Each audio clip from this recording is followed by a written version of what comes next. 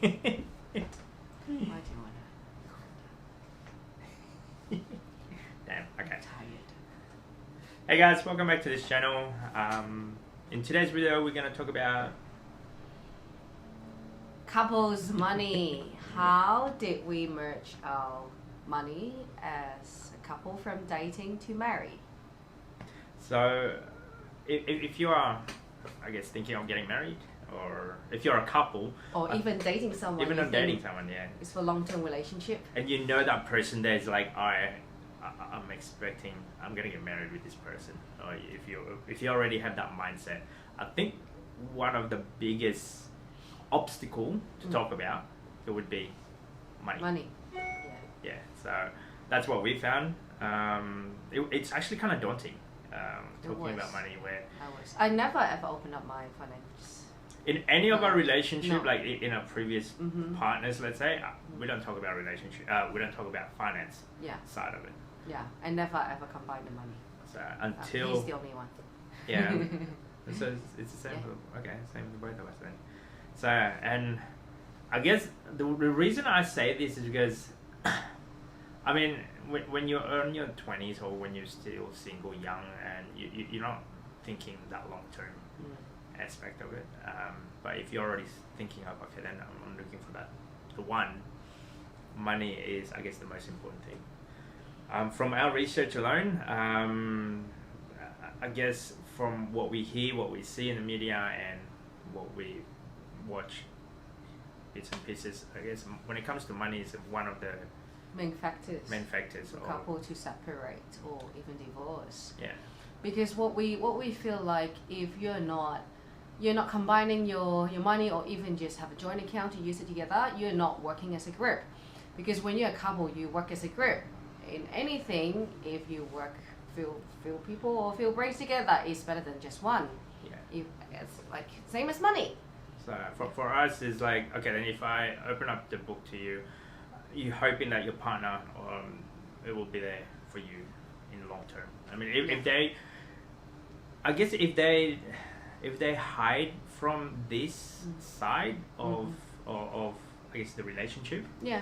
it's probably not the right person. Yeah, true, exactly. Sorry. Yeah. But you were the one asking me first. I think you were the one to brought. I brought it up because I was like, okay, then if this was the person who I'm gonna be with, I'm gonna open it up.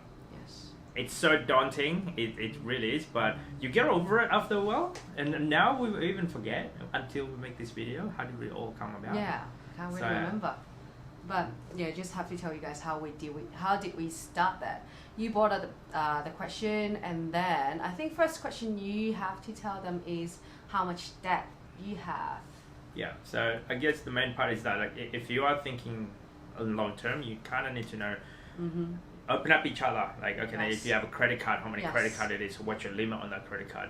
How much debt we actually sat down and wrote down, okay, then how much credit card do we own each other, and what are the limits, and what is the outstanding balance on those credit card.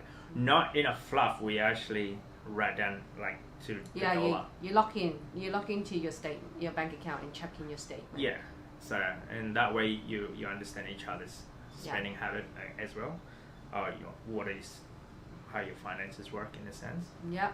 Yes, spending habit, I think, is a big thing, because girls and guys are totally different. Well, guys, I'll agree that majority of the guys, they spend less item, but sometimes when you buy something, it's really big.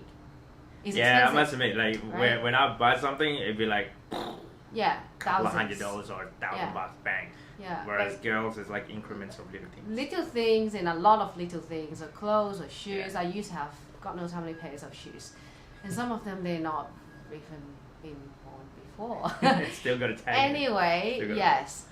So that you after being honest to each other, actually you will control your spending habit, and you have to let each other know. Yeah, I mean, we open up about our income. Yes. Yeah. Yes. And she was actually earning more than me. Yes. So that was a bit daunting. And she was like, oh, okay, you earn more than me. So, and then from there, I sort of get over that, and I realized, okay, then so this is going to be a long term. It's not going to be like a serious relationship. So we decided to open up a bank account. Yes. So We started a joint account first because you don't want to just jump into merging your income together. I think you need a step-by-step or slow process to merge it together. And even, let's say if we didn't work out, and at least a joint account, at the end we just split it together, right? Yeah. And yours is still yours, mine is still mine.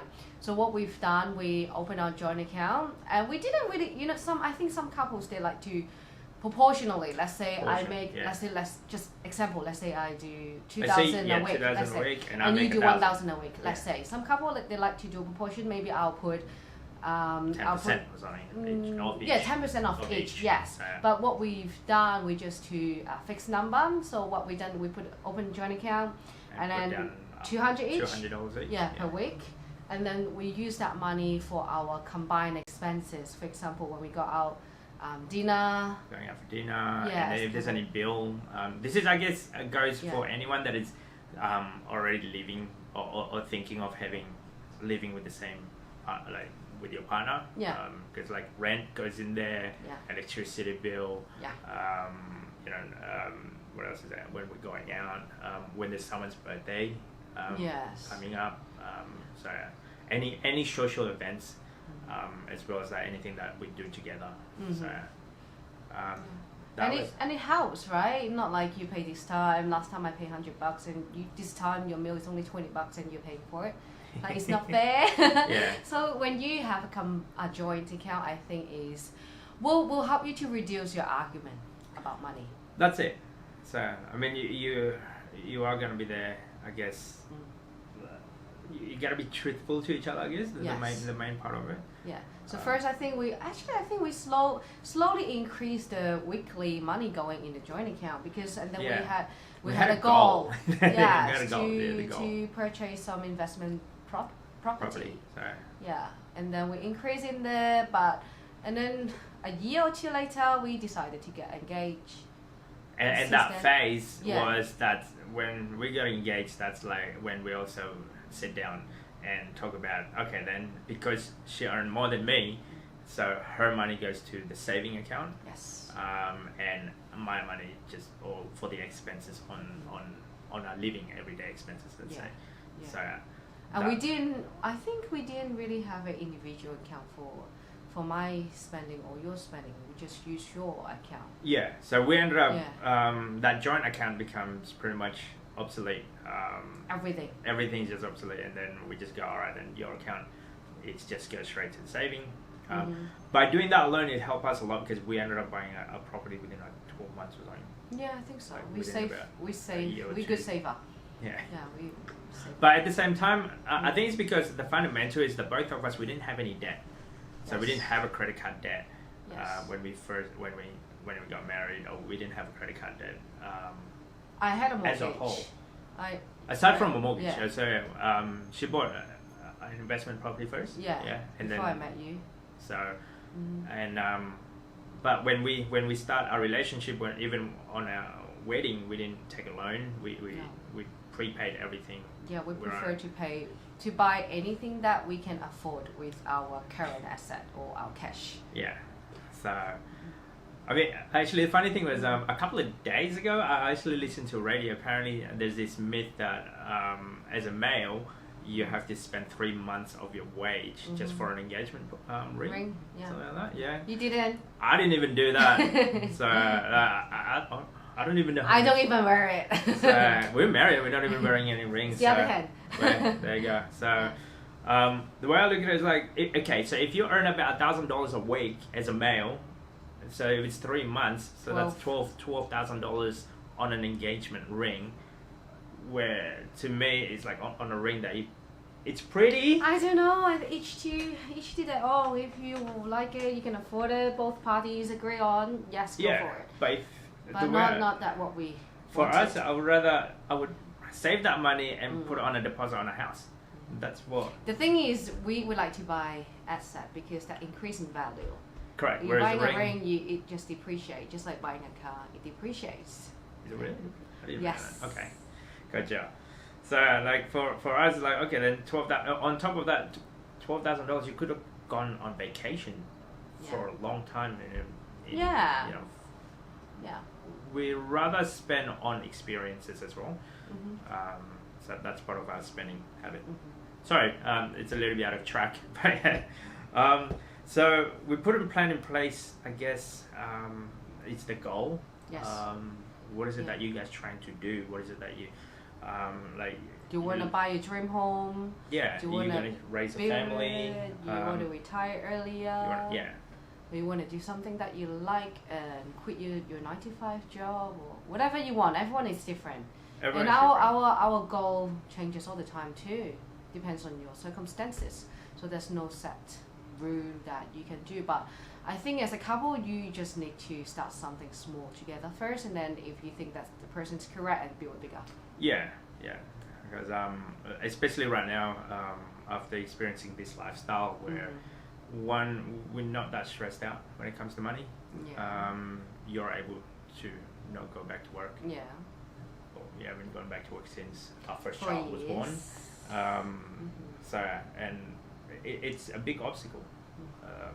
And I say the main part of it is at least having a chat in a regular basis. Yeah, once a month I'll say. Minimum was once a month. Now we still do it. We still do do. how much we have. Yeah. And what I recently do is I list out what expenses we have, because I think last year when we do our tax return is a bit All over the shop. yes. Yeah. So what we have done is just you do a budget and what the fixed expenses are each month, and you know what bills are coming. We prefer to control our finance rather than the money control you. Yeah. Right. So, and it's not a big surprise.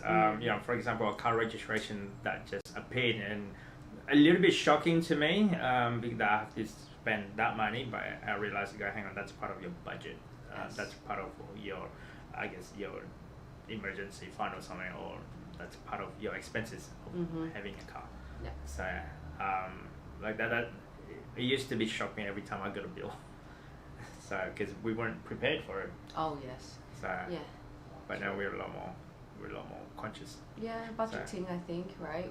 Each month we sit down and budget how much we're going to spend. These are our fixed expenses, and maybe an event's coming, we're going on holiday, Yeah. and how much do we need to save up, and we cut down some other expenses to increase the saving. That's it. So that's the thing that you have to talk about, and because the money is together, it's not like he's making money, I'm not making money, it's all his money. No, it's not, it's our money.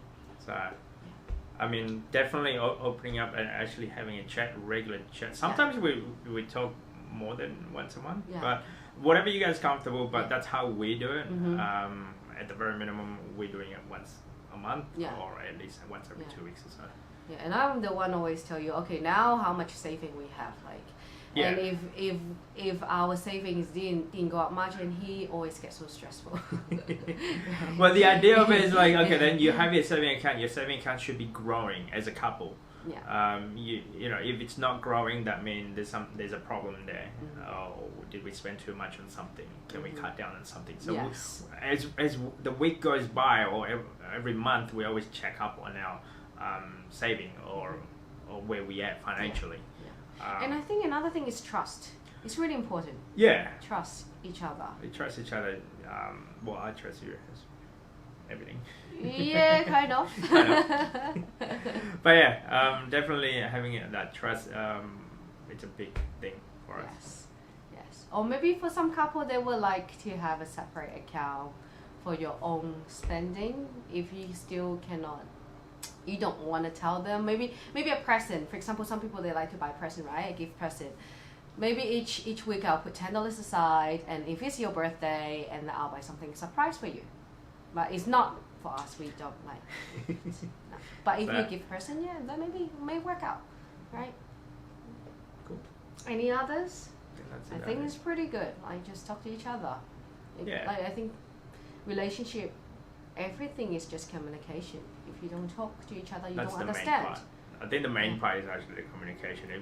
If you don't talk to each other, there's bound to be a breakdown somewhere. I think I always like ask you how are we going as well. Yeah. Like how are we going As a couple. As a couple, how are we going with the kids? How are we going financially? How are we Yes. going in every aspect of relationship between the two of you and between the kids. Yes. So communicating is the key.